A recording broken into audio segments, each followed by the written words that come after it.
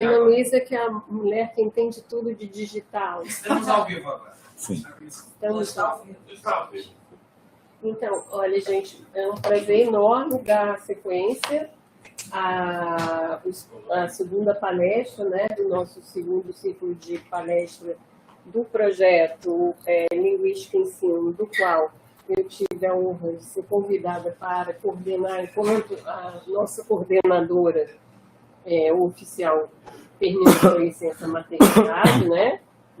Ela está com uma fazer bem mais importante, que é de cuidar de um bebê, e daí quando ela terminar, ela volta a cuidar do nosso projeto, e aí ela pediu, e eu aceitei de bom grado, coordenar esse projeto. E temos aqui a Ana Luísa, que é a bolsista do projeto, que sabe tudo aqui, de tudo, e eu estou tomando pé dessa situação e tenho tido a honra de receber palestrantes de alto quilate. Temos a Janaína na primeira apresentação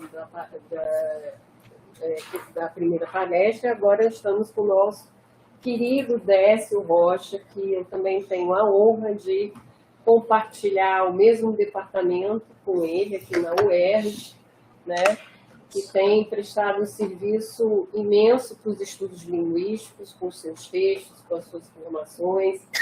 E aqui, então, eu vou ler um pequeno bio do professor para apresentá-lo, né? Então, como nós estávamos dizendo, o professor é titular, né, de Linguística do Departamento de Estudo de Linguagem do Instituto de Letras da UERJ, né, professor associado de francês, aposentado do Instituto de Aplicação UERJ. Então, é interessante isso do professor, porque nós temos com o nosso projeto a missão de tentar trazer e divulgar os trabalhos que articulam linguística e ensino, né? E, sobretudo, no âmbito da educação básica. Então, o professor Décio é alguém, assim como a professora Janaína, que tem muita experiência não só na formação dos professores que atuam na educação básica, como também atuaram na educação básica, né? Então, aqui ele nos diz isso, né? É pesquisador em análise do discurso, em interlocução com os estudos Foucauldianos e deleuzianos, e membro do GT da Ampol, Discurso, Trabalho e Ética, né? E ele aqui conosco está apresentando a sua palestra, né, intitulada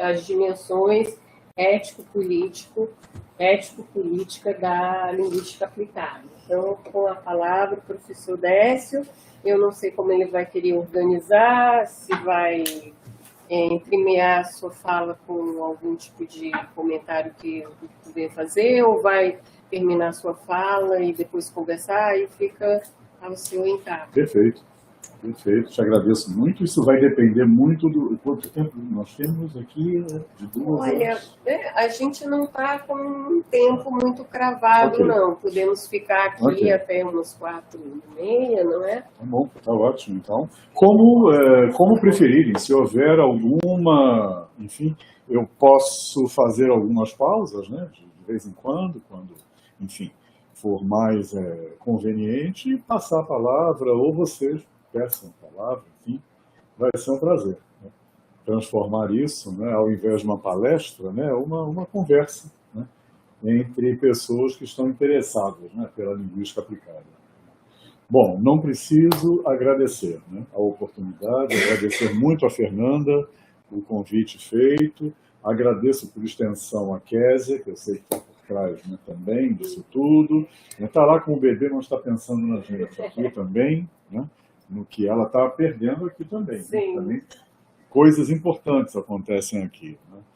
Então, é bastante bom, né, a gente ter pessoas, saber, né, que alguém está interessado, né, em saber do que você tem feito, do que uma área como a linguística aplicada, né, tem conseguido, né, fazer no sentido de avançar, né, e alargar, né, o seu campo de pesquisas, enfim.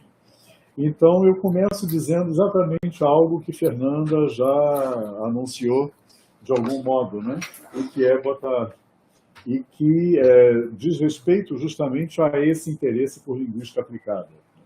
E eu gosto de repetir sempre isso, porque algumas vezes eu ouvi e ouço ainda, né, de alunos nossos aqui no Instituto, coisas do tipo assim, eu penso em fazer um mestrado, fazer enfim, uma formação, né, para além da graduação, mas a gente não tem aqui o mestrado em italiano, ou não tem o mestrado em francês, enfim. Bom, é bem verdade, né? Agora, dependendo, obviamente, do teu interesse, do teu empenho, da tua vontade, né, de prolongar, né, os teus estudos, se você é um professor de italiano, você tem muito a lucrar fazendo uma formação, né, em pós-graduação em literatura, se for o teu desejo, a tua paixão, né, e não precisa ser necessariamente a literatura italiana, né, você até pode, né, argumentar e, enfim, negociar um projeto que inclua algo do italiano, ou um curso de linguística, por que não, né? Obviamente que linguística ela não tem endereço, né, para essa ou para aquela língua, né?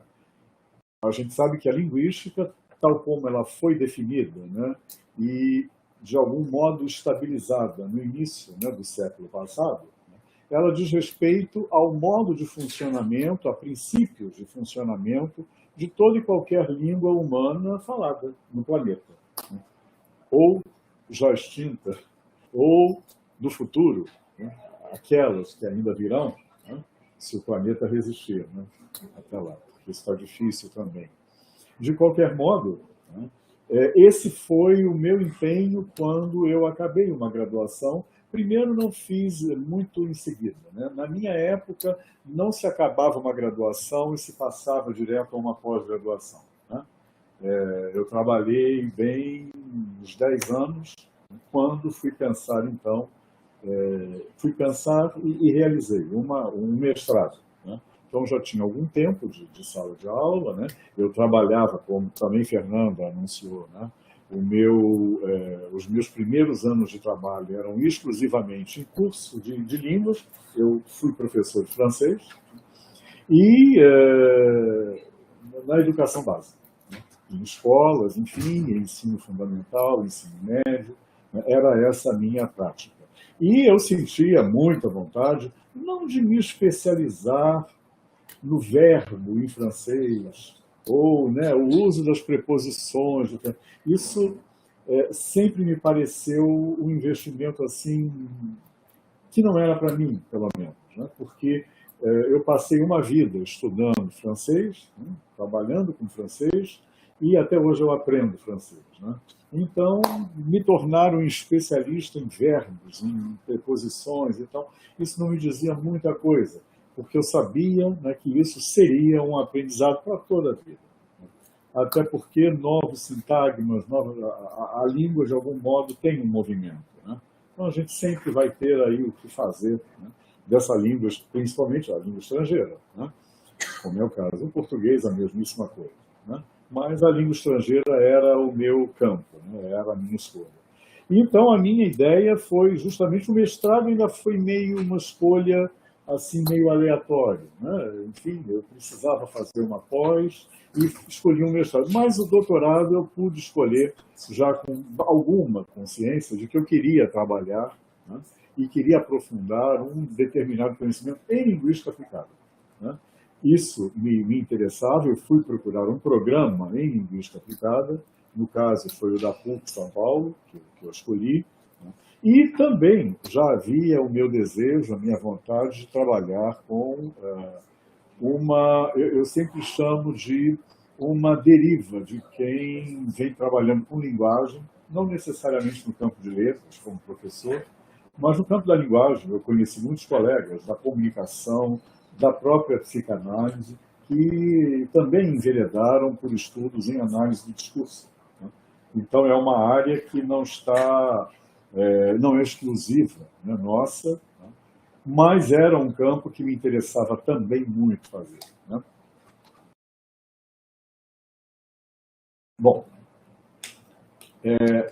essa foi a minha opção, nunca me arrependi, acho que ganhei muito, né, fazendo uma formação em linguística, pude diversificar o meu campo de trabalho, né, eu que trabalhava, então, exclusivamente com língua portuguesa ainda e francês, pude me interessar, né, por um concurso aqui no Instituto de Letras, na área de linguística, então era algo que me parecia, né, desejável, né, diversificar um pouco a atuação, você muda de público, você muda de espaço de trabalho, né, sai não porque eu permaneci, né, mas deixa o colégio de aplicação por algumas horas e vem para o Instituto de Letras, um público diferenciado também, de adultos, enfim, trabalhando aqui.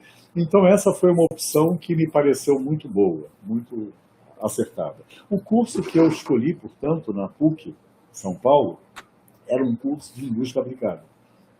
E ele se intitulava, por completo, Linguística Aplicada, vejam bem, ao ensino de línguas. A ideia de que a gente aplica a linguística a alguma coisa. Ok? Linguística aplicada ao ensino de línguas. E, de forma contraditória, a linguística aplicada que se trabalhava lá na PUC São Paulo, né, era uma linguística aplicada que compreendia, com certeza, o ensino de línguas. Aliás, eu penso e repito hoje ainda que considero ser a área mais forte, né, aquela em que se investe mais, aquela que mais trabalhos apresentam em congressos, em encontros, enfim, ainda acho isso hoje. Né? Mas também é verdade que a linguística aplicada que eu encontrei lá na PUC São Paulo compreendia ainda outros investimentos também. Né? Linguística aplicada às relações de trabalho, por exemplo, a relações de serviço, de diferentes espécies.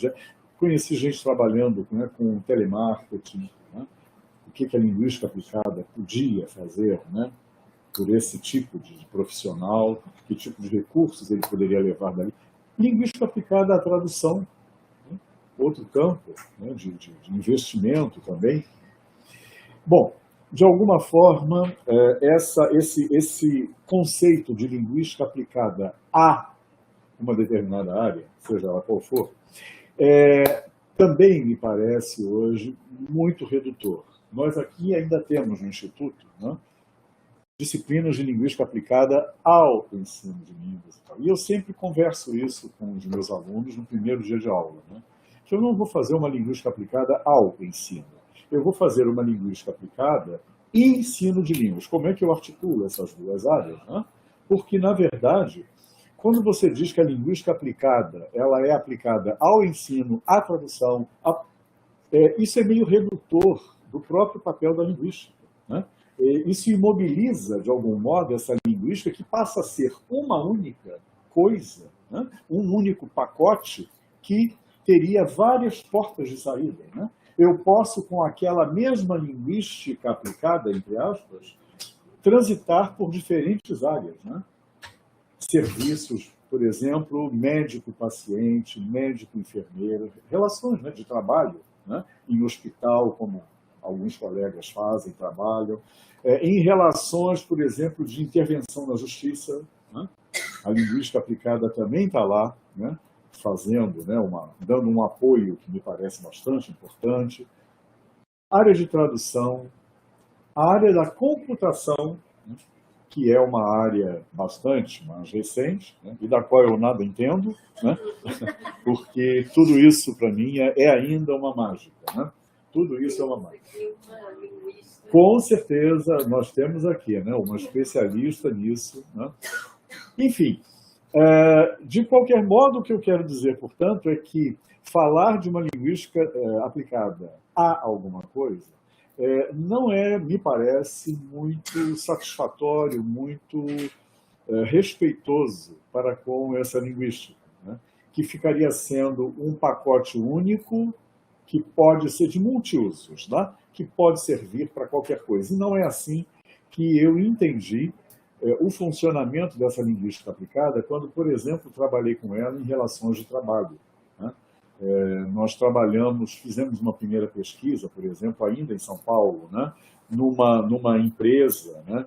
que discutia um pouco das relações da empresa com os funcionários por intermédio do seu jornal oficial de empresa, né?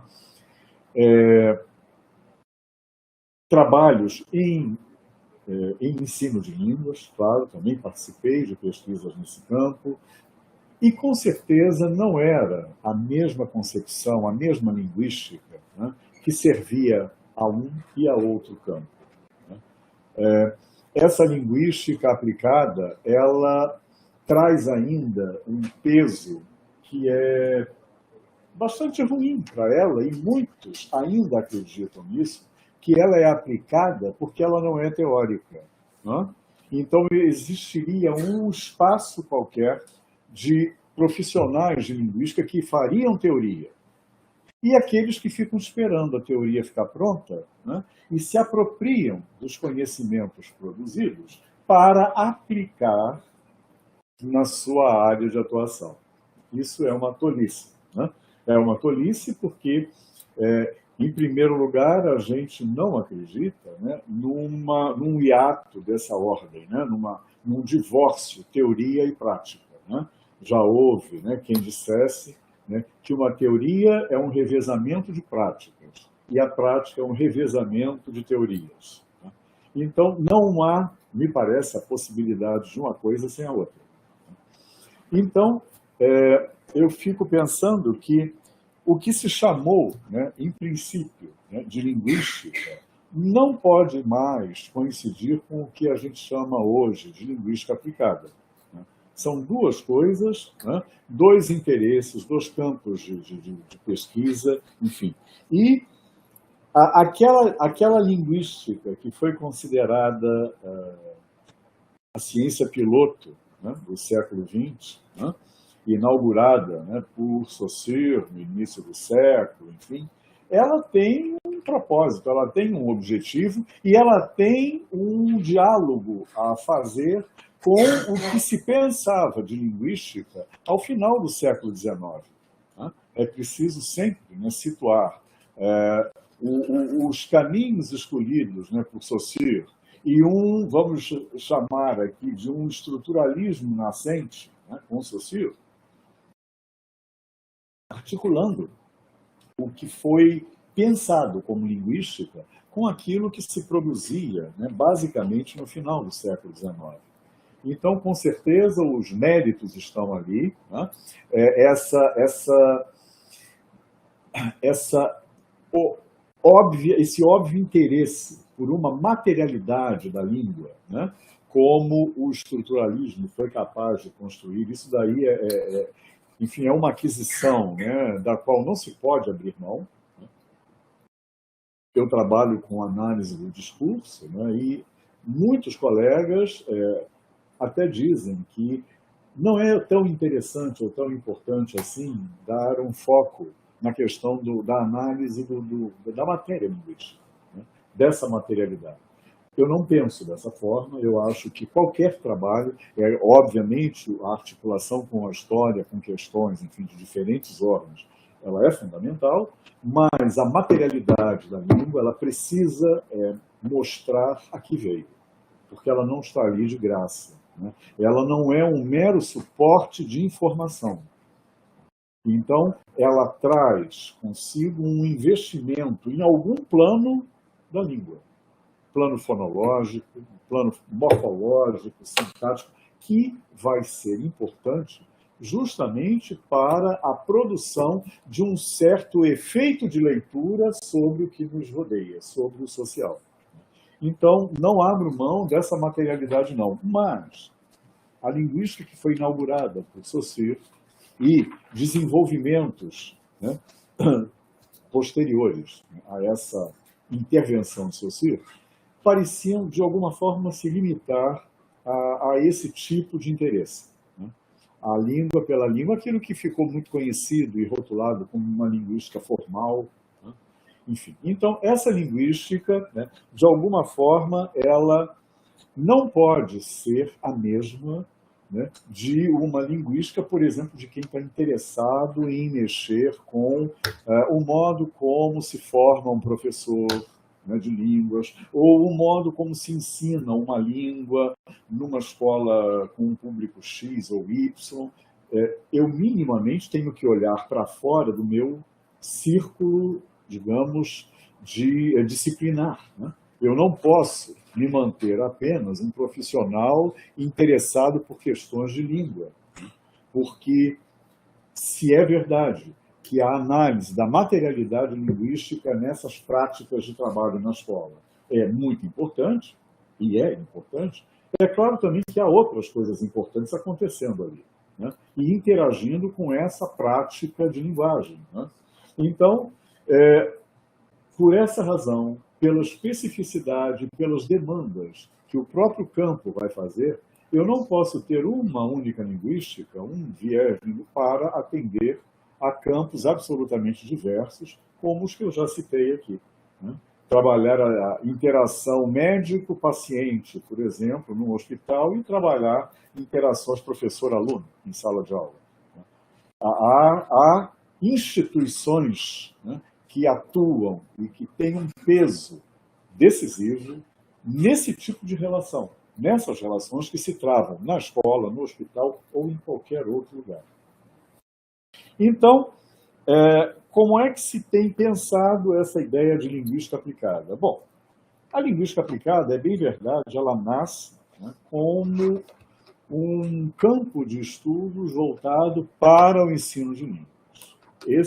Essa é a origem, né, de uma atuação do linguista que se intitulou Linguística Aplicada, né, e que a gente pode, de alguma forma, reconstituir, né? Anos 40, Estados Unidos, Universidade de Michigan, e dois grandes pesquisadores que são sempre citados nesse caso, o Charles Fries e o Robert Lado. Dois linguistas, nós temos livros deles aqui, nós os conhecemos de alguma forma, e que vão na Universidade de Michigan, exatamente no Instituto de Estudos Linguísticos, que foi fundado pelo próprio Charles Fries em 1941. Eles vão desenvolver uma abordagem que ficou conhecida como audiolingual, né, para o ensino de línguas. E algo que foi, veja só, para o ensino de línguas, aí, basicamente línguas estrangeiras, né, uma espécie de uma mescla, né, de uma abordagem behaviorista do próprio Bloomfield, que foi um outro grande linguista, né, norte-americano, uma abordagem dele atrelada a um interesse, justamente, né, de uma linguística contrastiva que havia sido formulada, pensada pelos dois linguistas de Michigan, pelo Fries e pelo Lado. Okay? Havia uma motivação muito forte a essa altura. Estados Unidos, anos 40, a guerra estava bem próxima, né? O período de guerra. E a gente aí percebe a importância, né, que era, na época, um sujeito, um soldado que vai partir, né, para uma terra estranha, né, em luta, né, em guerra, e que não conhece uma palavra, não entende absolutamente nada do que ele poderá escutar lá fora, enfim. Então, o interesse por esse estudo de línguas estrangeiras, ele ganha um impulso muito grande, né, por esse tipo de necessidade, por esse tipo de realidade que se vivia, então, né, à época. Bom, eu situei, então, em 41, né, a fundação desse Instituto de Estudos Linguísticos pelo Fries, na Universidade de Michigan, e em 46, o primeiro curso de língua estrangeira, né, de aprendizagem de língua estrangeira, nesses moldes, né, acoplando-se aí uma estratégia, né, dos dois pesquisadores, né, numa linguística contrastiva, e o behaviorismo do Fry, do Bloomfield. Né. Em 48, a gente tem a primeira revista intitulada Language Learning, a primeira revista que tratava e rotulava claramente os seus estudos como linguística aplicada. Então, de 48, em 48, se consagra, pelo menos, numa revista, né, o rótulo Linguística Aplicada. No Brasil, como é que fica isso? A gente está aqui nos anos 40, 50, nos Estados Unidos. Eu acho até que foi bastante rápido aqui a eclosão, né, dessa linguística aplicada, voltada inicialmente para os estudos, né, de ensino-aprendizado de línguas, que foi em 1970. O primeiro curso de pós-graduação em linguística aplicada no Brasil foi produzido, né, foi organizado pela PUC São Paulo. Né? Então, em 70, nós já tínhamos começando uma pós-graduação, né, em linguística aplicada. Resta dizer que a maioria, né, eu vou dizer quase totalidade, dos professores à época nessa pós-graduação eram professores de língua inglesa. Né? Então, bom, o contato com os Estados Unidos se fez dessa forma, mas predominantemente um contato com a Inglaterra, e a partir de então começa a se desenvolver um caminho muito produtivo, muito promissor, né, de encontros e de formação de professores de todo o Brasil, de todo o país, por meio, a gente tem que citar o nome dela, né, Alba Celani, né, um grande nome, né, da linguística aplicada, uma pioneira no campo, né, professora de língua inglesa também, e que foi a primeira organizadora, a primeira coordenadora dessa pós-graduação em linguística aplicada no Brasil, Maria Antonieta Alba Celani. Né? Então, uma grande professora, um grande nome, que muitos aqui tiveram, né, o prazer de conhecer. Ela já é falecida, mas deixou uma obra que fica aí para, enfim, muitas e muitas gerações ainda. Né? Bom, isso no Brasil, portanto, enquanto investimento inicial, né, em linguística aplicada. Eu só quero fechar esse tópico e até perguntar se alguém gostaria, né, de perguntar, de falar, de comentar algo. Apenas lembrar que alguns centros acadêmicos, algumas unidades, né, acadêmicas pelo país, ainda vivem um pouco essa guerra, eu vou dizer guerra, entre linguística e linguística aplicada. Né? Dentro daquela perspectiva bastante prejudicial, né? No sentido de que a linguística é a produtora de teorias, é o grande, né, propulsor dos estudos de linguagem, e a linguística aplicada vem a reboque. Né? Muito se falou disso, a própria Antonieta escreveu um texto, Maria Antonieta, de quem eu falei, né, escreveu um texto dizendo que muito linguista aplicado tem um complexo de inferioridade. E aí, bom, a gente houve que saber o que era exatamente um complexo de inferioridade. Eu fui procurar. Quem falou de complexo de inferioridade? Não me parecia ser coisa de Freud, eu nunca tinha ouvido isso. E passei a saber que foi um psicanalista também, o Adler, Alfred Adler, inicialmente um discípulo de Freud e mais tarde um opositor. Foi o Adler que falou de complexo de inferioridade. Só que ele fala de complexo de inferioridade num contexto diferenciado do da Celani, porque Celani falava desse linguista aplicado que tinha um complexo de inferioridade como uma coisa ruim. Né? É preciso superar esse complexo, é preciso deixar isso de lado e tal. Enquanto que o Adler dizia o seguinte: complexo de inferioridade é algo de muito positivo. Quando eu me vejo e me sinto inferior a qualquer outro elemento, né, ao qual eu me compare e que eu, de alguma forma, admire, né, eu que lute, eu que brigue para chegar até lá. E o complexo de inferioridade é o que me faz me colocar em movimento, né, é o que me faz me mover, de algum modo. Então, ter um complexo de inferioridade não é um problema. Eu sofro de um complexo de inferioridade, então eu que vá à luta. Né? Eu que corro atrás para justamente poder superar isso daí, poder ver o que é que está me faltando. Agora, aí vem o Adler e pontua, acho que de forma muito interessante. Ele diz assim: o problema não é o complexo de inferioridade, é quando você não sabe para onde correr, no sentido de você poder superar essa tua compreensão, né? Então, o que conta aí é saber e possuir o sentimento de um sentido de social. O que eu vou querer fazer? Que grupo é esse que eu quero? Eu me sinto inferior, mas eu queria que tipo de relações aqui dentro? Né? Que qualidade de social me interessa produzir? Então, quando você está antenado a um determinado tipo de movimento, né, de uma perspectiva social que te parece desejável, você está fadado ao êxito nessa tua busca, né, de uma superação desse, enfim, complexo de inferioridade.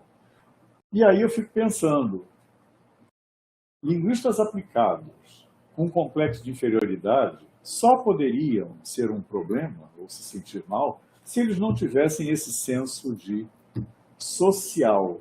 Para onde encaminhar os debates? Que tipo de relação construir com os meus alunos, com os meus pares, né? Enfim, com qualquer um. Esse seria, portanto, o problema. Não ter uma bússola apontando para algum norte do social. E acho que isso deve ser a busca do linguista aplicado, da linguística aplicada. Ela que se interessa por tantos campos e que faz tantos investimentos, é saber o que ela está querendo construir da escola, por exemplo. O que ela quer fazer da sala de aula quando ela vai trabalhar a relação professor-aluno ou o papel do professor em reuniões interdisciplinares, em reunião com outros profissionais da escola, né? Ou do médico no hospital. Quer dizer, quando eu vou intervir nesse campo, eu preciso apenas saber o que é que eu estou querendo construir ali. Eu tenho que ter uma afinidade qualquer com uma perspectiva de social, né? E aí, o autor não diz isso, mas a gente teria muitos investimentos fascistas a afastar, né? Tanto na escola, como no hospital, me parece, como em qualquer campo, né? Em qualquer área que a gente tenha por meta, né? Eu parei aqui uma parte da minha fala, eu posso dar uma respirada, se alguém quiser comentar algo, dizer algo, enfim, será muito bom. Alguém quer falar? Perfeito, Luísa. Então, eu, provocada aqui pelo Décio, essa história do complexo de inferioridade, me lembrei de uma cena que eu nunca me esqueci, porque até então eu achava que nós, linguistas, éramos tão afastados da situação do Brasil, era uma ponte tão difícil de ser feita em relação à construção de uma língua padrão voltada para Portugal, enfim, todas essas questões coloniais que sustentam, assim, de forma um pouco, né, prejudicial à sociedade brasileira, que eu fui num evento em São Paulo, o IMPLA, né, que é aí toda a discussão da linguística aplicada que a PUC de São Paulo, né, organiza junto com alguma outra universidade que eu já não me lembro qual. Um ano ela fez junto com uma outra, mas ela não tem feito mais. Isso. E eu fiquei absolutamente maravilhada, porque a professora Maria Antonieta estava com 80 anos e a plateia, ela ia entrar para dar uma palestra. A plateia devia ter gente de 20 anos, de 30, 40 anos, na época eu acho que eu tinha uns 40 anos. E ela simplesmente ela era o nome esperado no evento inteiro, né? E ali nós tínhamos estudantes, nós tínhamos professores da escola básica, nós tínhamos estudantes de ensino superior e pesquisadores. E aí eu falei, nossa, mas que relevância essa pessoa tem, né? E que bonito, que trabalho que essa pessoa construiu para todo mundo ser tão grato a ela, né? Então, é algo comovente, que normalmente a gente que vive no mundo acadêmico não sente tanto essa recepção, né? E eu acho que, então, esse complexo de inferioridade que você comenta, né?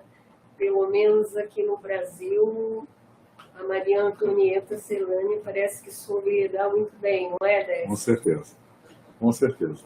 Pelo investimento dela na área, e apesar da idade, né, eu diria, porque quem diz o contrário está mentindo, eu acho que idade pesa, sim, é difícil, vai ficando mais difícil, né, e pelo carinho com que ela tratava as pessoas, não apenas o grande conhecimento que ela tinha, a grande experiência, estágios feitos no exterior, feitos aqui, que ela promovia aqui no próprio país, em São Paulo, né, o grande carinho, o mérito dela, né, no tratamento pessoal, no trato pessoal das pessoas, né, dos colegas, dos alunos.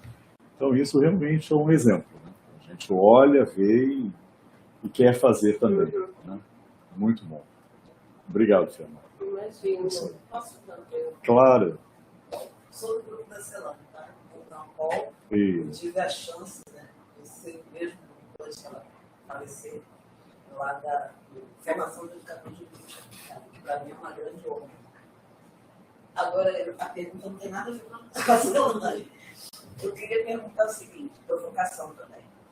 O que você acha desses cursos que separam, assim, eu não vou dizer a universidade, que separa linguística, tem curso de mestrado e doutorado em linguística e tem curso de mestrado e doutorado em linguística aplicada? Ah, sim. A gente tem ainda, eu dizia agora há pouco, né, que ainda há, né, unidades acadêmicas, institutos e tal, onde isso é muito forte. Há algum tempo, pelo menos, eu não tenho notícia de, pelo menos, eu perdi contatos, né? De uns 5 anos para cá, pelo menos, eu não tenho mais contatos. Mas a Unicamp era um lugar desses. Era um espaço. Oi? O FRJ. O FRJ também. Isso. De alguma forma, eu acho que eu já deixei assim anunciado, ou pré-anunciado, né, a minha opinião a respeito. Eu sempre entendo que quando um determinado grupo entende que, não, a gente não se entende, a gente precisa se separar, e ficam muito felizes. Eu vou dar um exemplo daqui nosso. O Instituto de Letras, vocês sabem que ele já foi Instituto de Filosofia e Letras? Sabem disso, né? Nos anos 90, o divórcio aconteceu, né? E aí a filosofia migrou lá para o 9º andar, né? E ficamos nós aqui. Eu estou dizendo nós, eu ainda não era do Instituto de Letras, quando essa cisão aconteceu, né? Eu fiquei sabendo dela, acompanhei as questões, eu era ainda apenas professor no CAP, não era professor aqui também. E tive notícias assim, de uma grande alegria, de uma grande satisfação, né, pelo divórcio, né? Teremos mais espaço, nós da Letras e tal. Eu acho que foi uma pena, né? Acho realmente uma pena, porque um instituto que trabalha língua, que trabalha literatura, né, como é que ele pode se desvincular de filosofia, né? Acho que nós aqui, como alunos, sentimos isso, né? Quem faz um curso de linguística, quem faz um curso de literatura, teoria literária, enfim, seja o que for, sempre tem a necessidade, não é isso?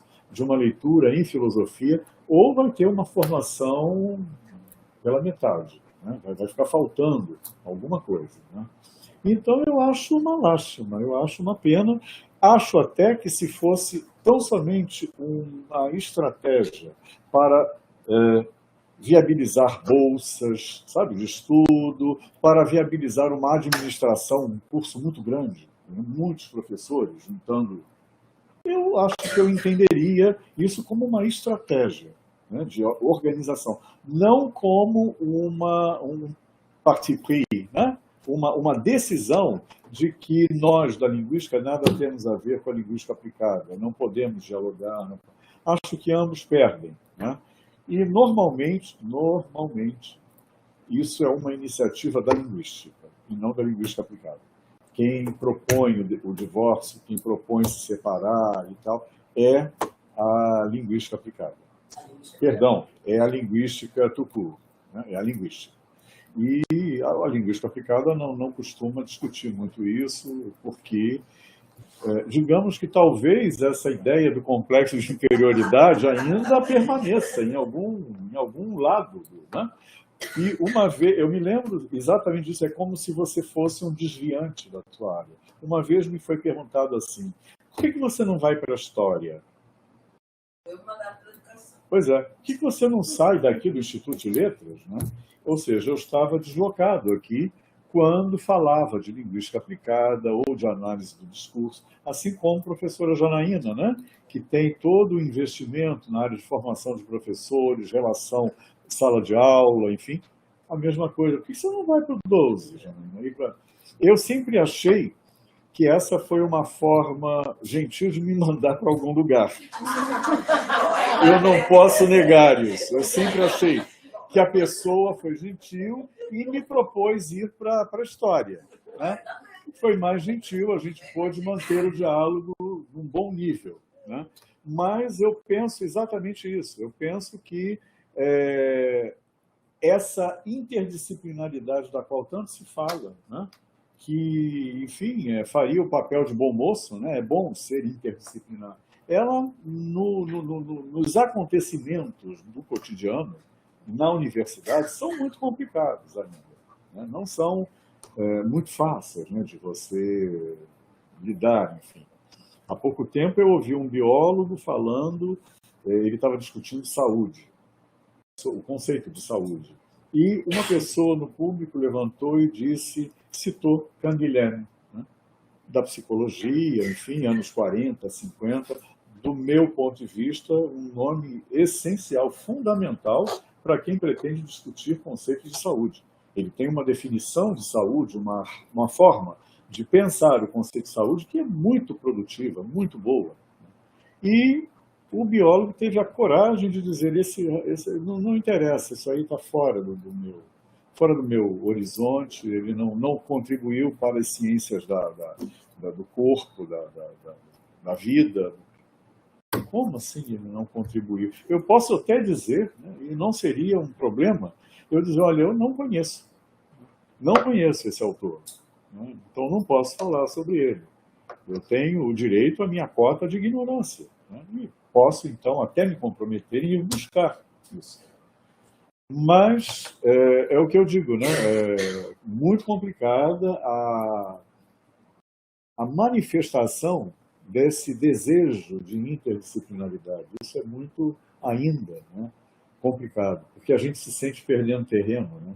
Imagina, como é que eu, biólogo, que sei tudo sobre saúde, vou dizer que não conheço o fulano? Eu prefiro dizer que ele não interessa para esse tipo de discussão. E o cara só interessa. Enfim, isso aí, Jana, muito obrigado pela tua pergunta. Ninguém mais, então, né? Bom, como é que a gente tem falado de linguística aplicada? Segundo que critérios? Eu vou trazer apenas uma perspectiva. Claro que há outros autores que vão trazer outras marcas, né, para definir essa linguística aplicada. Eu vou trazer apenas 3 características que são citadas pelo Dominique Manguenot, né? Como é que ele vê linguística aplicada? Ele entende que linguística aplicada é aquele tipo de estudo que se caracteriza por responder a uma demanda social. Esse é um critério para ele. Se há uma resposta a uma demanda social, há, portanto, linguística aplicada. Um critério. Um outro critério é aquela disciplina que faz empréstimos a diferentes domínios técnicos e científicos. Fazer empréstimos, portanto, né, a outras áreas, a outras disciplinas, né, a outros campos técnicos, científicos, seria uma segunda característica da linguística aplicada.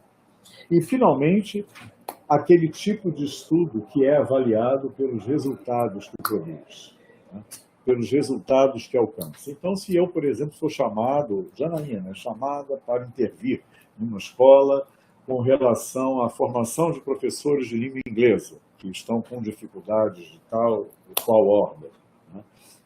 como é que se vai avaliar o trabalho que ela vai realizar lá? Pelos resultados que ela conseguir. Né? Pelos resultados, portanto, que ela puder gerar, né, junto a essa equipe, né, de língua estrangeira. Então, esses são 3 critérios que o Dominique Magnaneau elenca para falar de linguística aplicada. Né? Eu devo reconhecer que hoje, como eu já disse há pouco, né, hoje ainda é muito forte o interesse, né, pela área de ensino-aprendizagem de línguas. Porque hoje a linguística aplicada, muitos autores não cansam de repetir. Linguística aplicada não é apenas um investimento no ensino de língua. Ok, a gente sabe que não é apenas isso.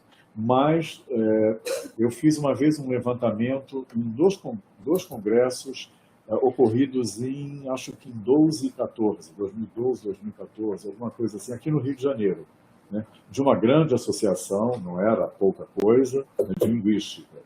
E, assim, praticamente a metade dos trabalhos eram trabalhos voltados para o ensino de línguas, para essa articulação com escola, digamos, né? Então, ainda é muito forte o interesse, né, do professor, né, por do linguista, por esse tipo de investimento. E eu acho que é exatamente uma área de atuação que tem transformado professores em linguistas. Isso é muito importante. Acho isso muito bom, né? Porque eu fico pensando, eu fui professor durante alguns anos, somente professor, e sentia que faltava algo na minha formação. Eu queria construir alguma outra coisa para poder entrar em sala de aula com mais instrumentos, enfim, né? E foi uma formação em linguística que me fez enxergar isso e até diversificar. Eu pude entrar em sala de aula com outros instrumentos e pude entrar em outros espaços também, né? Então, acho importante isso, que o professor perceba, né, que ou ele é o pesquisador da sua área, né, ele tem muito a dizer a respeito daquilo que acontece na sala de aula, ou ele está fadado a uma vida muito difícil, muito dura, né, eu vou dizer, de não sucessos, né, como muitos se sentem, né, às vezes, assim, desanimados, enfim. Então, eu penso que essa área, né, de investimento da linguística aplicada no ensino de línguas, ela é importante por essa metamorfose. Transformar o professor, que muitas vezes se acha um mero repetidor, um mero cumpridor daquilo que está nos manuais, né, ele se transforma em alguém que pensa a realidade dele, né, que pensa a prática dele, que se transforma num linguista, né, dentro daquele campo, dentro daquela área. Isso é fundamental, é bastante importante. A gente gostaria muito, né, de formar professores dentro dessa perspectiva, né? O professor, ele não é um executor de manuais, né? Alguém que vai entrar em sala de aula para repetir, né, enfim, o que ele lê em trabalhos, às vezes, muito ruins, né? Em livros, às vezes, muito difíceis, né? Muito fracos, né? Então, é preciso que ele tenha uma crítica sobre aquilo, é preciso que ele saiba formular uma questão, né? Coisa mais óbvia do que essa, né? Eu me espanto, às vezes, como é que eu pude, nos anos 70, fazer uma formação, né, como professor de português, de francês, enfim, sem aprender minimamente, sem discutir como se formula uma questão, sabe? Nunca problematizei isso na minha formação de base, né? Então, acho que essa é uma enorme vantagem, um grande avanço que essa área, né, da linguística aplicada, voltada para a escola, de forma geral, ela consegue alcançar, né? Ela consegue problematizar algo que, se nós deixarmos quieto, vai permanecer quieto. E o professor vai continuar a dizer que ele entra em sala, eu faço o que posso, né? Enfim, o professor de inglês fica no verbo to, né? A vida inteira, pois é. E outros, o professor de português vai fazer a mesma coisa, né? Vai botar algumas tolices no quadro, e, enfim, sem ter exatamente a noção de o que ele poderia estar fazendo ali. Então, essa é a ideia. E a ideia, portanto, dentro dessa perspectiva, é não mais trabalhar uma linguística aplicada a alguma coisa, mas uma linguística aplicada e, né, o seu investimento em alguma área a sua interlocução com algum campo, né, de conhecimento, algum outro campo de saber. Ela não precisa se aplicar a alguma coisa, né? O E é sempre mais produtivo, né, porque ele soma, porque ele traz novos atores, né, para esse diálogo aí. Já dizia isso o Deleuze, né, que preferiu o E ao OU, né? Então, o E é bem interessante por isso. A marca da adição, né, é bom. Bom, por que nesse encontro aqui hoje, né, eu trouxe como título até, né, isso figurou no próprio título, né, o título era Dimensão Ético-Política da Linguística Aplicada. Por que falar, né, de uma dimensão ético-política de linguística aplicada? O que seria, né, isso daí? Bom, primeiro, não estou falando apenas da passagem, né, daquele interesse inicial de uma linguística formal para uma linguística voltada para questões sociais, por exemplo, né? Existe essa passagem, né? E nós já tivemos investimentos como da própria sociolinguística, né, nos anos 60, enfim, fazendo, né, esse tipo de salto. Já mostrei nos anos 40, ainda que não teorizando exatamente o que hoje nós teorizamos, mas uma abertura para essa linguística aplicada, né, para questões vinculadas a ensino de línguas e tal nos Estados Unidos, né? Então, não apenas isso, mas também uma perspectiva, né, que não apenas venha responder a demandas sociais. Vocês lembram que eu disse agora há pouco que uma das características apontadas, definidas pelo Dominique Magnon como sendo típicas da linguística aplicada, é ela responder a uma demanda social. Eu penso que antes disso, antes de responder a uma demanda social, ela precisa problematizar uma demanda social. Porque há demandas sociais que não devem ser respondidas, me parece. Precisam, antes, serem problematizadas. Eu fico, às vezes, assim, muito mal impressionado quando leio, por exemplo, um relato de pesquisa, né, em que o sujeito... Claro, a gente só relata, isso daí é alguma coisa muito óbvia, né? A gente só relata aquilo que deu certo, né? A gente vai para congresso contar as pesquisas que não deram certo. Eu estou para ver esse congresso. Eu gostaria um dia de organizá-lo. Pesquisas que não deram certo. Trabalhos que não funcionaram, até para pensar o porquê, né? Acho que seria muito útil, muito importante. Mas a gente, quando chega numa sala para ouvir, a gente só ouve sucesso, né? Só ouve relatos importantes. E a pessoa se apresenta, diz onde trabalha, e aí você fica pensando, às vezes, assim, peraí, essa pessoa fez esse trabalho, ela é professora de uma escola municipal do Rio de Janeiro. Ela tem 40 alunos em sala, em média, né? Esse costuma ser o perfil das escolas. Ela não toca nesse problema, porque isso é indefensável, né? Eu ainda não encontrei até hoje o profissional que tivesse colocado no papel ou num texto oral o comentário de que é uma boa situação ter 40 alunos em sala, por exemplo, né? A gente trabalha legal, melhor por isso ou por aquilo. Eu só entendo que é muito complicado isso, e inclusive nos documentos oficiais. Vocês já devem ter conhecimento, né, já devem ter lido, talvez em alguma disciplina, os parâmetros curriculares, né? Parâmetros que foram produzidos no final dos anos 90. Né? Parâmetros para o ensino fundamental, para o ensino médio. Né? E a grande receita ali era a seguinte: trabalhe a leitura. Isso, na questão da língua estrangeira, era uma forte preconização. Trabalhe leitura, porque é mais compatível, né, mais adequado ao tipo de sala de aula que a gente tem. Bom, primeiro eu fico pensando, se eu pudesse trabalhar a leitura sem conversar e discutir com os meus alunos, talvez fosse uma saída.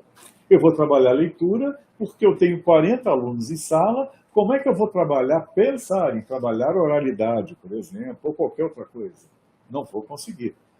Mas A gente consegue trabalhar leitura sem minimamente um debate sobre o tema, uma problematização do que a gente está lendo. É possível isso? Então, eu, de qualquer modo, com os meus 40 alunos, eu vou ter que conversar com eles. É meio difícil. Quem já passou e quem está em sala de aula sabe, né, da dificuldade que é você ouvir, né, 40 em sala. Eu sempre vou me lembrar muito, os meus últimos anos de trabalho no ensino fundamental foram anos que eu me dediquei ao 6º ano. Né?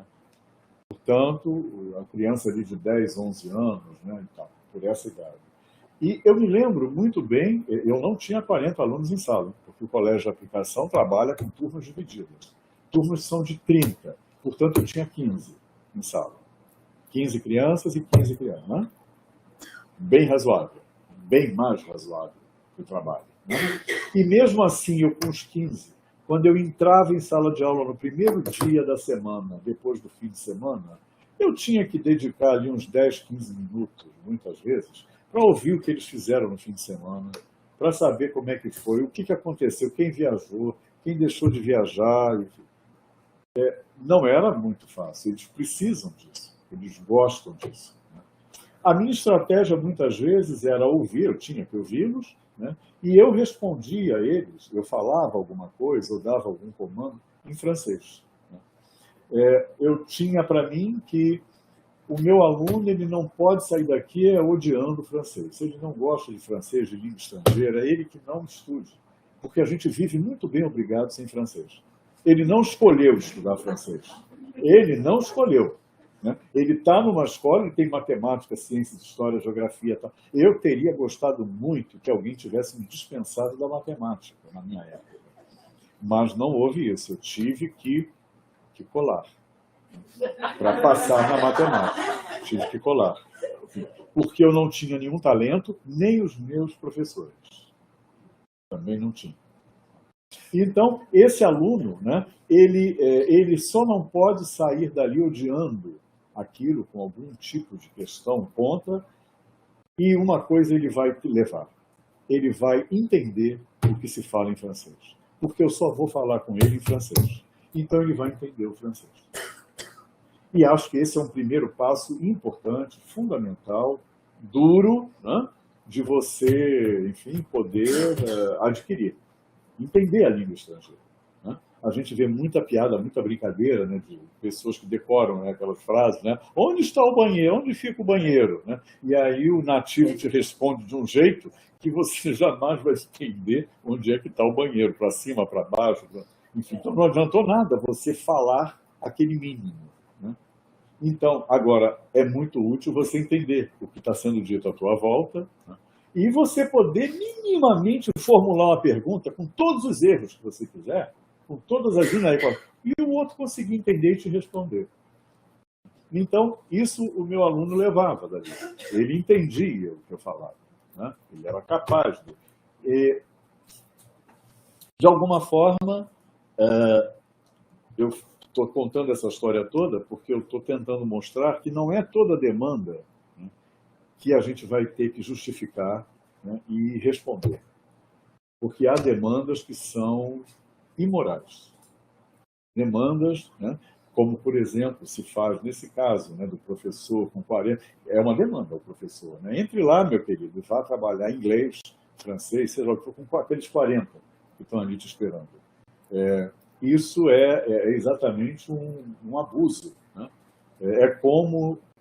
sei lá, se você pusesse 2 macas, 2 pacientes e pedisse ao médico para operar ao mesmo tempo lá e cá, né, um e outro. Então, o teu tempo, por todas as razões, não é questão, não é que o aluno fala muito, não é isso.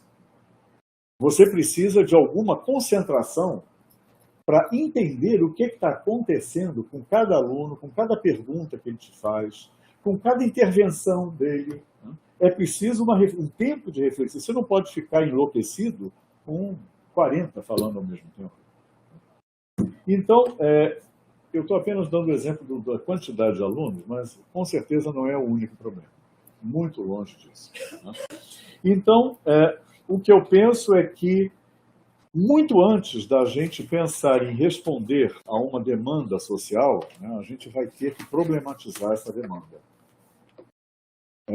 O que está acontecendo com a minha sala de aula? Ora, o que está acontecendo é que eu tenho 40 alunos em sala, por exemplo, é que eu tenho 2 tempos de aula por semana.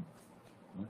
É o tempo de eu fazer a chamada e acabou a aula, porque daqui que eu chamo 40. Né? É praticamente o meu tempo semanal.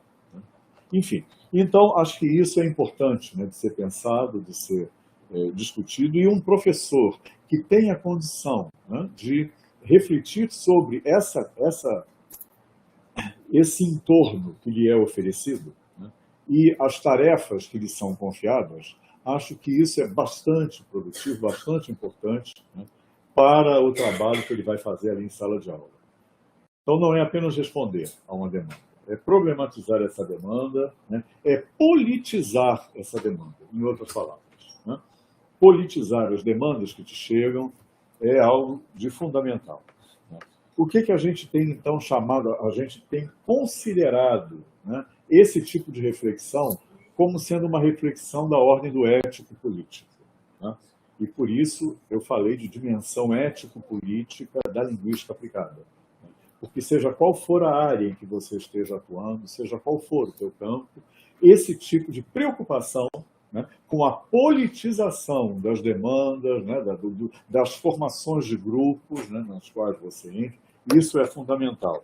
Então, a gente chama de ético-político porque será ético aquilo que não vem, né, como moralização de um outro espaço, de um outro ator. Por exemplo. Eu não estou ali em sala de aula cumprindo as determinações, as ordens, seja do que está escrito no PPP, seja do que o diretor exige e tal. Eu estou ali produzindo, coproduzindo as minhas regras.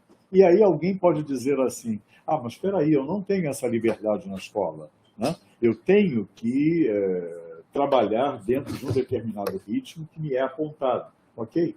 Agora, você, em primeiro lugar, você não vai cumprir essas regras porque o outro te passou. Você vai cumprir essas regras porque você não tem, no momento, saída para outra coisa. Você precisa de tempo para trabalhar uma outra forma de produção de regras ali dentro.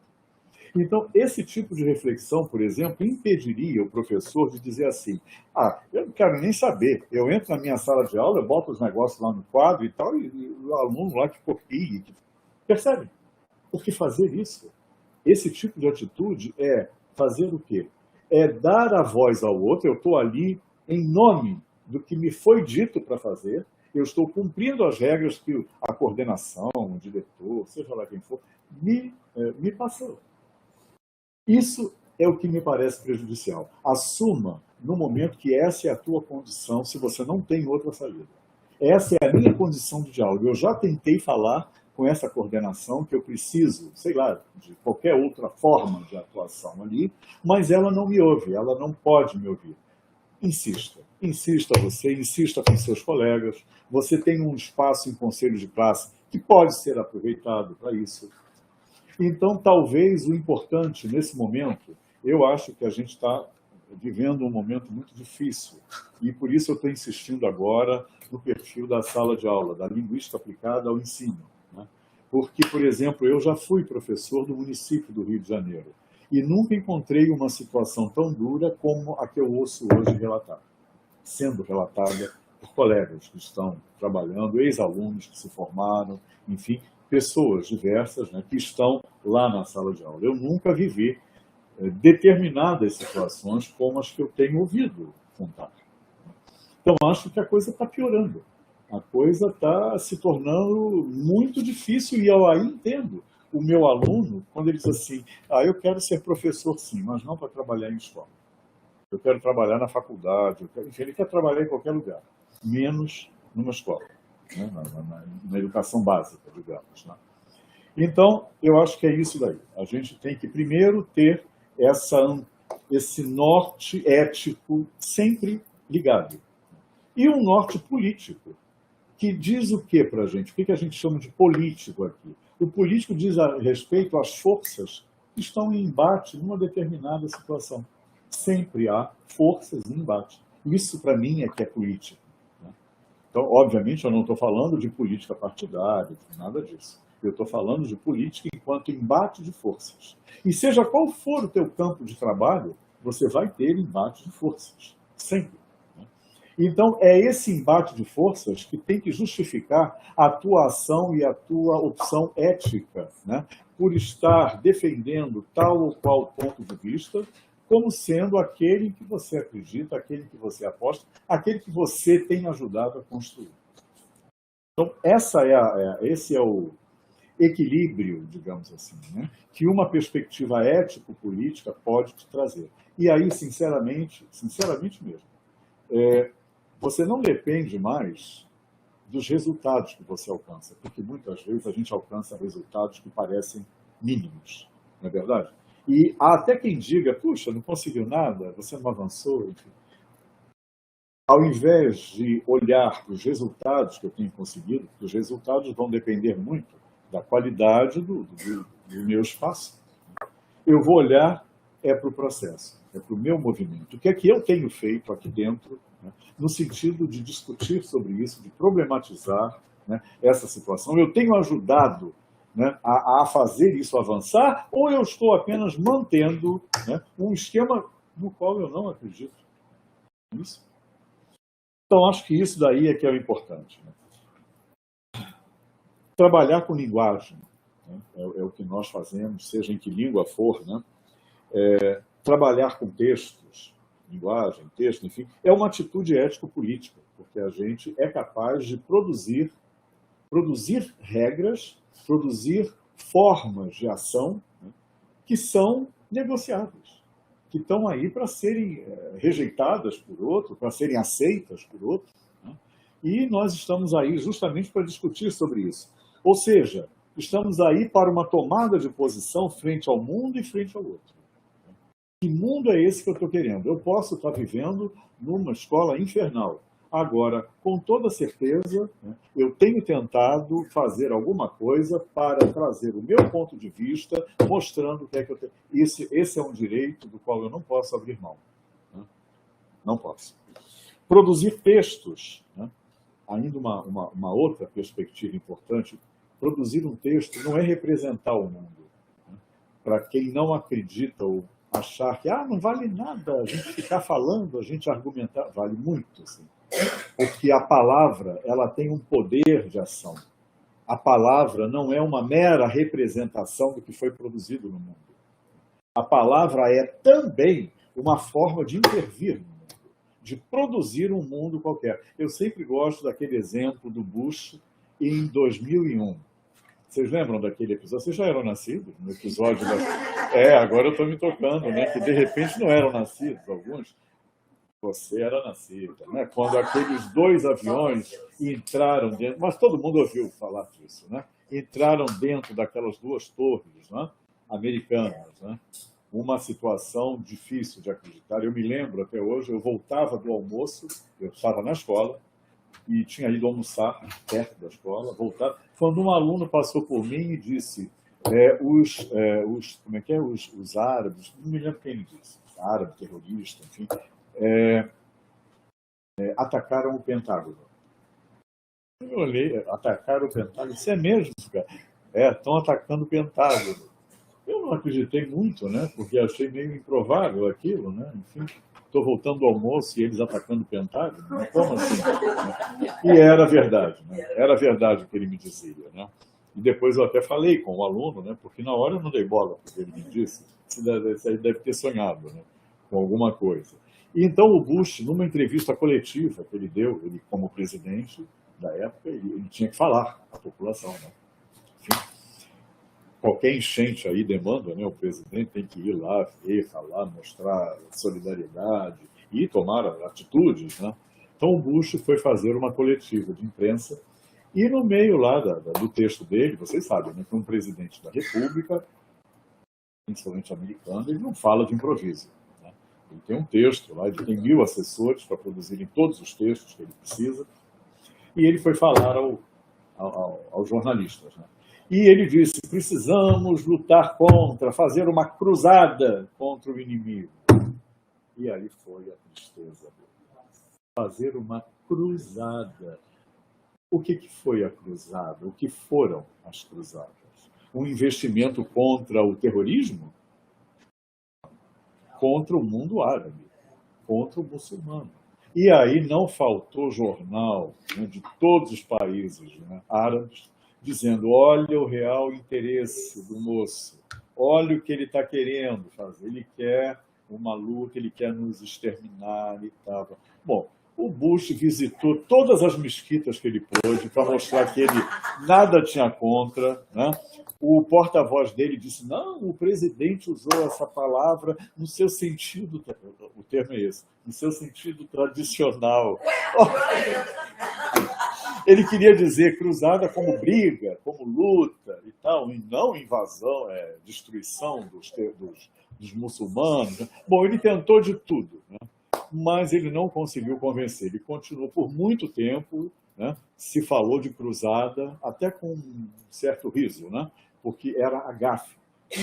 Aliás, o Bush ele é bom de gafe, né? Vocês viram agora, há pouco, o que ele fez? Numa entrevista em 2022, eu até tenho aqui, eu copiei aqui, em 2022, ele fez a seguinte declaração. Ele também estava com o texto lendo. Mas aí eu acho que ele se solta do texto e fala. Ele diz assim: foi decisão de um homem só lançar uma invasão totalmente injustificada e brutal contra o Iraque. Opa, desculpe, não, contra a Ucrânia. Ou seja, ele queria fazer uma crítica à invasão da Ucrânia pela Rússia e ele acabou fazendo uma confissão. E todo mundo disse: presidente, a gente concorda com o senhor.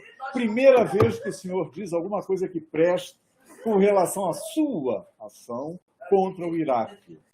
Então, mais uma gafe, né? Ele é bom de gafe, né? Isso foi produzido no Instituto Bush Center, na Universidade do Texas, em maio de 22. Que furo, né? Que gafe, né? E, enfim, o mundo árabe adorou, mais uma vez, né? E todos, né? Porque ele é rico em gafes, né? Bom,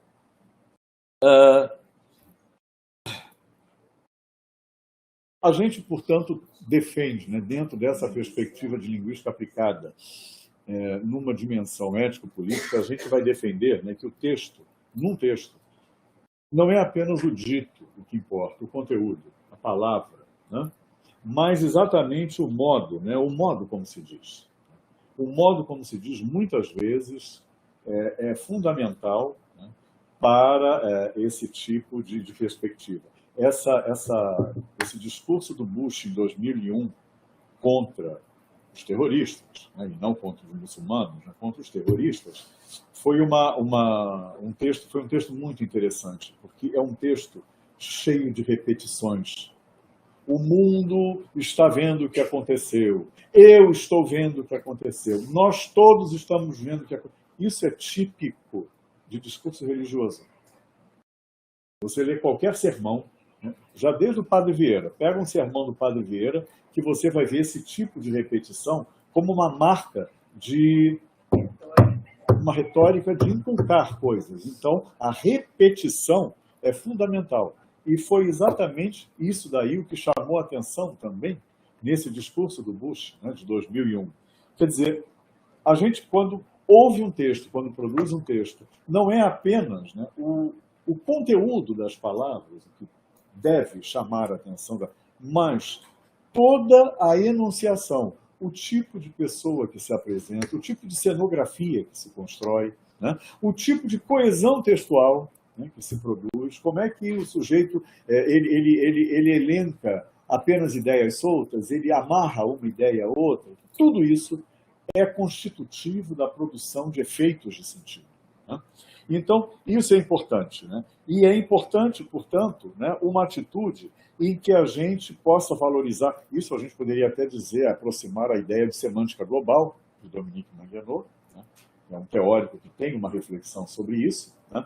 E isso também é algo que abre as portas, né, para uma perspectiva de trabalho com linguagem numa ótica cartográfica, ou seja, quando a gente acompanha os diferentes passos veja só, a gente não vai dar conta das relações de sala de aula, professor, aluno, na sua integralidade, até porque a gente não saberia o que seria essa integralidade. Agora, cartografar, quer dizer, acompanhar os movimentos, acompanhar as alterações, acompanhar aquilo que de força se transforma em forma cristalizada. E formas cristalizadas que se desfazem em forças dentro da sala de aula. Esse movimento, né, é um movimento importante de ser acompanhado e que deveria estar presente numa preocupação de um trabalho em linguística aplicada, tal como eu venho entendendo essa linguística aplicada. Eu acho que eu vou parar por aqui e, mais uma vez, né, se houver perguntas e comentários, enfim, a gente pode conversar ainda um pouco, né, Fernanda? Tem tempo ainda, né? Tem tempo.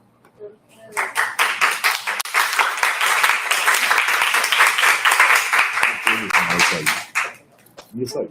Reflexão boa, né? Bom, nas redes sociais chegaram muitos elogios ao professor, falando que o professor é um querido, elogio da Natália Lage, Otávio Antônio Correia de Oliveira, grande professor Décio. A Perla Lisboa concordou com o senhor. Nossa, é bem verdade. Trabalhei na educação básica nos últimos 6 anos e só consigo pensar em mudar minha área de atuação. Olha só. Eu ia até aproveitar para fazer uma pergunta com relação a isso também, porque a minha aplicação é em língua estrangeira, letras português e francês. Sim. E eu queria saber as perspectivas do senhor para esses futuros profissionais que, assim como eu, vão se formar, vão atuar, possivelmente na educação básica ou no ensino superior, a respeito da linguística aplicada e o ensino, como o senhor falou, não ao ensino, né? Sim, quais são as suas perspectivas para o nosso futuro? Vou usar assim o nosso futuro enquanto alunos e futuros profissionais. Olha, só para mudar de registro, a gente tem que ter uma perspectiva mais positiva, né? Porque de negativo chega o que vem acontecendo, né? Chegam as reformas que caem de paraquedas, não é isso? Então, como, por exemplo, a reforma de 2017 do ensino médio, né? Em que você tem ali uma forma de compreensão do que seja a sala de aula, do que seja professor, né? Do que sejam disciplinas, né? E, em especial no nosso caso, né, da língua estrangeira, né, do que seria trabalhar uma língua estrangeira. Eu digo isso porque, Luísa, eu fui professor de francês, né, mas o meu grande barato, o meu grande, enfim, desejo, vontade, gosto, foram as línguas estrangeiras, não foi o francês apenas. Eu não tive nenhuma paixão especial pelo francês. Eu gostei e gosto muito de trabalhar, de ler, enfim, de estudar o francês, como gosto de outras tantas línguas, me interessam todas, né, na verdade. Acho que aí, nesse caso, inclusive, ser professor de linguística me satisfaz mais, inclusive. Eu fui professor de francês porque foi a língua estrangeira que me abriu portas para o trabalho.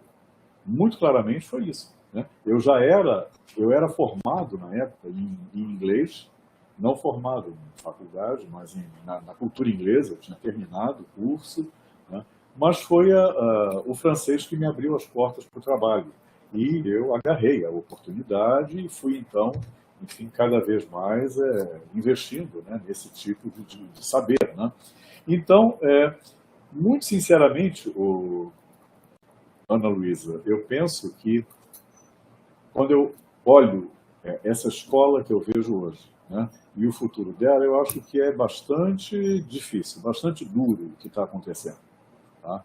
Escolas em que eu tenho ou a desordem total, a falta total de qualquer tipo de, enfim, de ordenamento, de conversa, de combinação de coisas, ou eu vejo escolas absolutamente amarradas, né? Amarradas em um determinado procedimento. Né? Eu conheço uma escola onde as provas têm que ter 10 questões, de qualquer matéria que seja. Ora, como é que, eu fico me perguntando, como é que o professor aceita esse tipo de diálogo? Né? Porque é dialogar com um asno, né? Quando você tem que fazer uma prova com 10 perguntas, porque senão não é prova, é teste. Olha só, a diferença entre teste e prova é o número de questões. É bom, né? Porque ele simplifica o mundo, né? A pessoa que coloca esse tipo de regra, né? o mundo fica muito mais fácil. O que é um teste? É um instrumento de avaliação com menos de 10 perguntas. Pronto. É fácil de definir. Então, eu vejo que o trabalho da escola, de forma geral, e aí não é só do professor de línguas, né, é de qualquer professor, é um grande desafio. É um grande desafio. E cada vez mais cresce a responsabilidade das licenciaturas, né? Não só as nossas aqui de letras, as de matemática, de geografia, história, enfim.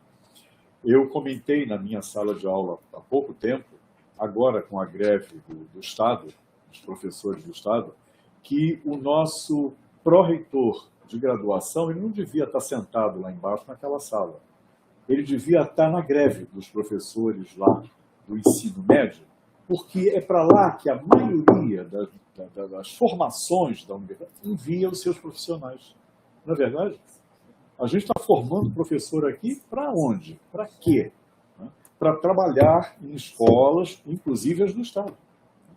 Então, eu fico pensando, né, como é difícil esse tipo de engajamento. Os diretores de escola normalmente não se envolvem nesses movimentos grevistas, eles não comparecem, né? Ficam muitos professores ali à mercê de qualquer arbitrariedade e ainda, né, sendo acusados por colegas outros que não querem fazer a greve, têm algum receio, acham que não devem, enfim.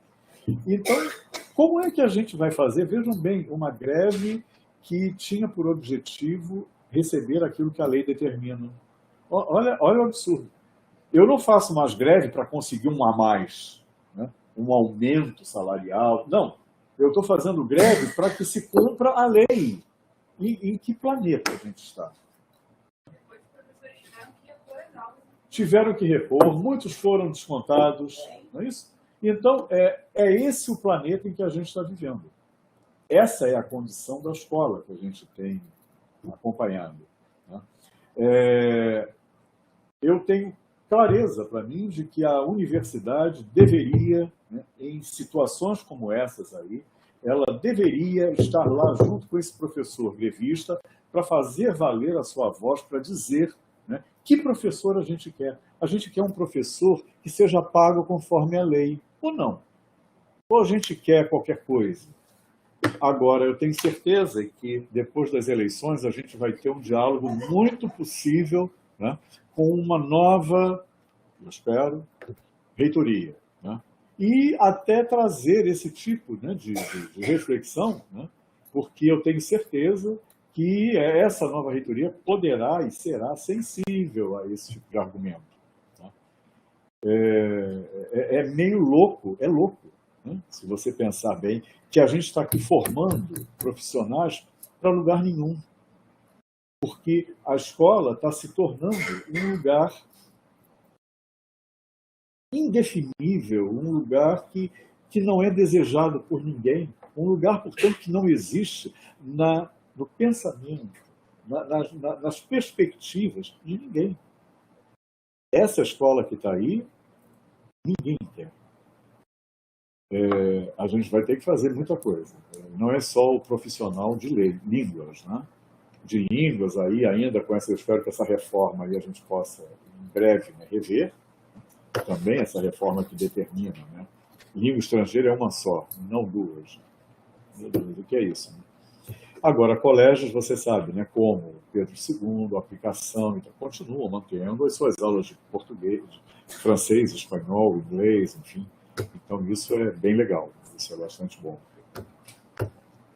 Legal, Ana. Legal, obrigado a você. Muito obrigado. Eu quero só agradecer, sempre é um prazer enorme te escutar. E uma coisa que eu vou levar foi o que você disse, que não importa o contexto onde você está falando, com toda essa dificuldade, e eu vou tentar mudar. Porque essa fala me faz lembrar daquela experiência, acho que é Milgram. Vocês já ouviram falar dessa experiência? Não. É uma experiência que foi feita por Stanford, na década de 70, 60, que as pessoas ficavam assim, gente, mas como assim isso aconteceu? Por que tanta gente comprou essa ideia? Aí esse psicólogo falou assim, não, é muito fácil, é só você mudar e fazer alguma coisa. E aí vai esse psicólogo da universidade, coloca uma pessoa, tem uma pessoa na outra sala, gritando assim, ai! E a pessoa lê, o que está acontecendo? Não, é só você apertar o botão. Aí a pessoa vai lá, aperta, a pessoa grita de novo, ai! Mas a pessoa está bem? Não interessa, aperta o botão. Todo mundo ficava apertando o botão, até chega uma hora que a pessoa que está apertando o botão ouve mais rápido. Aí pergunta, mas ele morreu? Não importa, aperta o botão. A pessoa aperta de novo. Quer dizer, é muito louco, porque isso, a diretora, não, faz isso, você vai, tá, vou fazer. Não, não é minha culpa, ela mandou. Não, gente, né? Eu estou implicada nisso. Então, enfim, muito obrigada. Muito legal. Com certeza. Eu acho que isso daí a história mesmo, né, do caminho ser mais importante do que os efeitos produzidos. Os efeitos, às vezes, nos decepcionam. Né? Eu acho que muitas vezes é muito duro engolir o que acabou acontecendo, né? Mas o processo tem que valer a pena. Tem que ser importante. Né? Eu refleti bastante. Querida. Porque eu estou também muito implicada, fazendo parte da rede pública do Rio de Janeiro.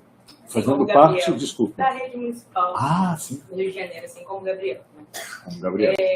E aí você falou, né, algo que você me ensinou também, que nós não damos conta da inteireza, né, mas do processo.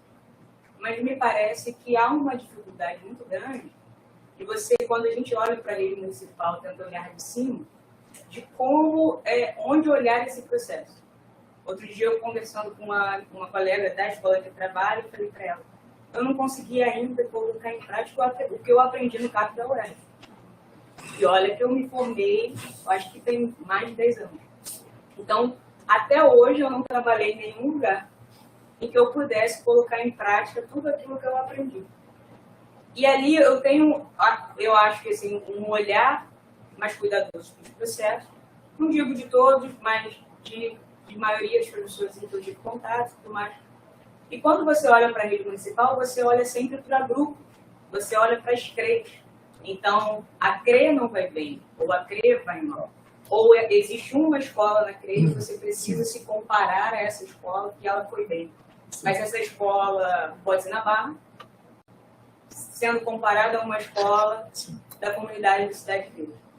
Então, é muito difícil você estar nesse lugar como professor, né, ouvir essas coisas e saber que não é culpa sua, não é culpa dos seus alunos que eles vão mal.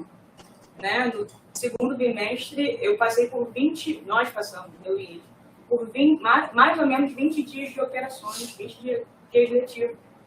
E aí, como o meu aluno vai bem, né, numa prova, que é igual a do aluno da Barra, que está na mesma crítica. Então, essa inteireza, né, em que se olha a educação, os números, os gráficos, né, mais os números do que propriamente os alunos e suas condições e tudo mais, me parece que é muito fixo dentro dessa coisa. E é muito difícil você convidar a direção, os seus colegas, a olhar para os processos. Né? Eu me peguei perguntando para uma professora como ano passado a gente fez um aluno que estava passando por muitas dificuldades, principalmente em relação à autoestima, ser o pequeno príncipe negro, e hoje, esse ano, ele é parte do Grêmio, né? Ele está com a autoestima lá em cima. E esse ano, a direção está chamando o aluno para ser o Saci. Que escolha é essa? Que se transforma, porque a direção se transforma e não tem um projeto de escola. Dessa escola, é um projeto da rede, né? Porque a rede quer, porque o secretário quer, porque o prefeito quer, porque a coordenação, enfim, da CRE quer, e não é da escola, que não vê a escola, que não vê esses microprocessos. Porque, de fato, o desempenho dele é regular, mas a autoestima dele está mudada. Né? Ele sai de inúmeros problemas, que agora não é o caso, e é eleito o presidente do Grêmio, está fazendo muitas coisas pela escola. Então, assim, que escola é essa, sabe? Que está sempre sendo comandada por decretos. Não há um diálogo, há decretos. E ninguém conversa com decreto. Não há processo, né, nessa conduta que você só vê o decreto. Ou seja, uma escola moralizante. Né? Isso é o que a gente chama de moralização. Né? É quando você obedece aos desígnios do ser superior. Né? Então, é o professor que ouve e repete que a direção quer que eu faça assim, ou que a coordenação e tal. E a própria direção e tal que diz a crer. Não tenha dúvida, é o mesmo tipo de perspectiva. Né? O mesmo tipo, que se repete, né? Que se retoma, enfim. Agora, é isso aí, brigue pela singularidade da tua experiência. A escola pode investir nesse caminho. Né? E os teus colegas todos, de repente, também. Né? Mas a gente sempre consegue um aliado, né? Pelo menos. A gente consegue tocar alguém ou deixar alguém em dúvida, pelo menos, meio balançado. Né? Acho que isso daí é o que a gente tem que cobrar da gente. Né? Acho que você não pode cobrar de você a revolução da sua escola. Você não vai cobrar isso dessa forma. Mas a gente não pode sucumbir a esse tipo de cálculo que se faz, porque senão a gente na próxima encarnação volta barata. Não vai sobrar mais nada. Mais nada. Mas é isso aí. Acho que esse é o teu papel, sim. O teu papel é o de estar lá, e eu não tenho dúvida, cara, que você está lá e está pensando. Né?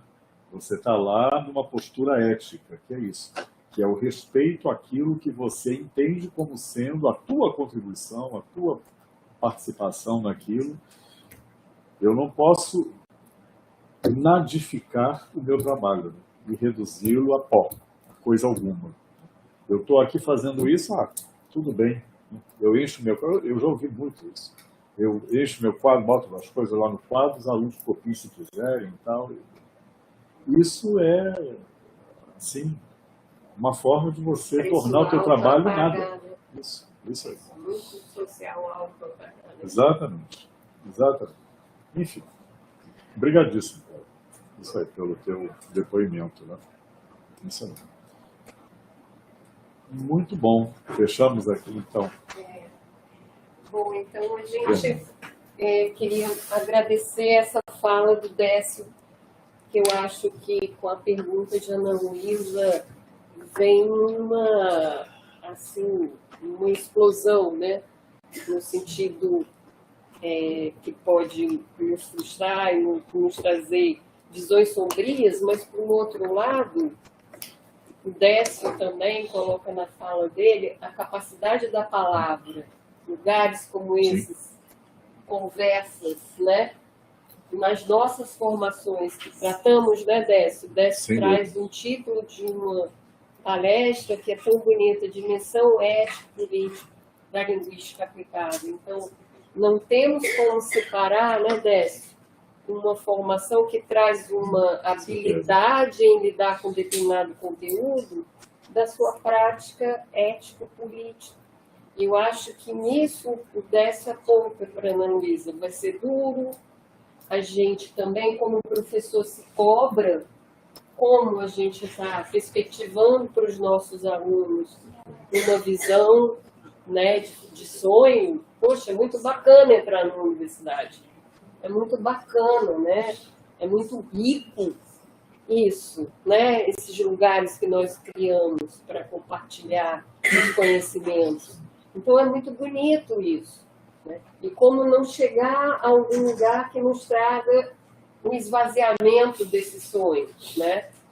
Sem também não perspectivar a realidade tal qual ela é também, né? Não dá para adorar a pílula, né, Décio? Com certeza. Mas dá para atribuir nas nossas formações, como o Décio bem colocou aqui, a dimensão ético-política, porque não tem saída, eu penso, não é, Décio? É isso que você está nos dizendo com aqui? Certeza.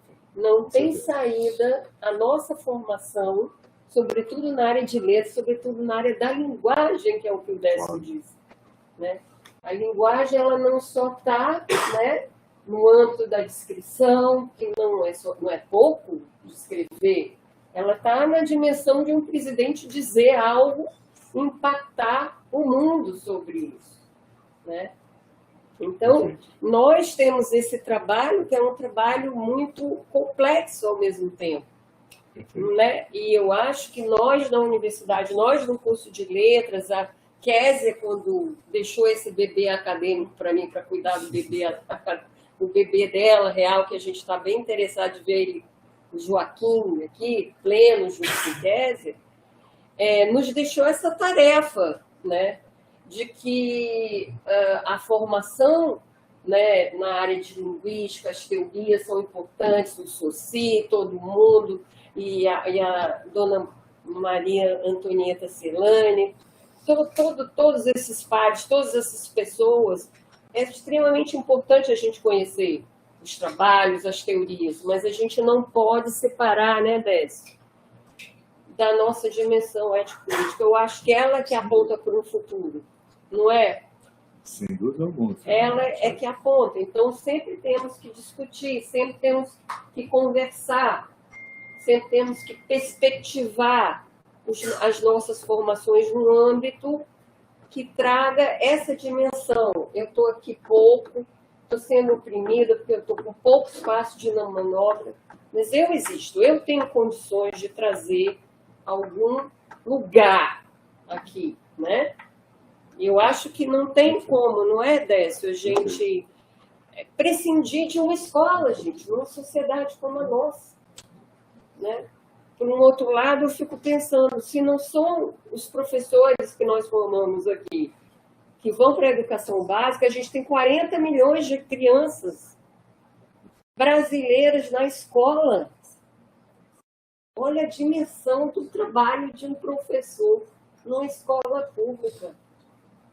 Ensinar a ler e escrever, a se tornar um cidadão, 40 milhões de brasileiros.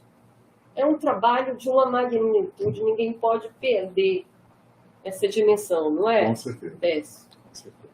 Então, assim, a gente só tem a agradecer a sua fala, porque é uma fala que traz essa perspectiva para a nossa formação. Então, a gente está muito honrado da sua participação. Queremos saudar a Eliane, que está lá. Eu não sei, igual o bucho do lado de cá, porque eu não sou bucho, não sou posseiro, mas eu não sei falar, eu não sei fazer esse tipo de abertura formal. Aí eu esqueci de saudar a Eliane, que está lá em Roraima, animando nossa transmissão e trazendo as informações.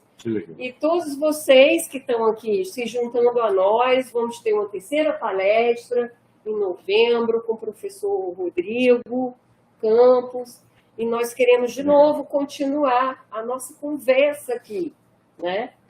Para a gente tentar ir avançando aí nesse caminho, né, desafiador que temos Janaína aí na direção do Instituto, né, desafiando os processos, né, interagindo com as instâncias fora e dentro da UERJ, para que o nosso curso de letras, né, tenha a capacidade de trazer sonhos para a gente, né, dentro dessa dificuldade toda que estamos diante dela. Então, a gente só tem a agradecer o pessoal da técnica. E, bom, né, colocar também, a Ana Luísa que sabe, eu não consigo decorar até hoje. Temos vários canais, não é, Ana Luísa? @ple.uerj no Instagram, Projeto Linguística e Ensino no YouTube.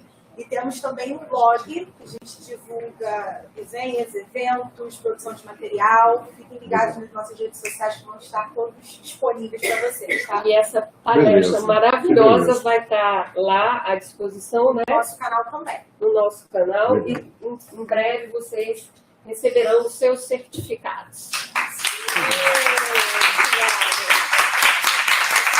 Muito obrigado. Muito obrigado.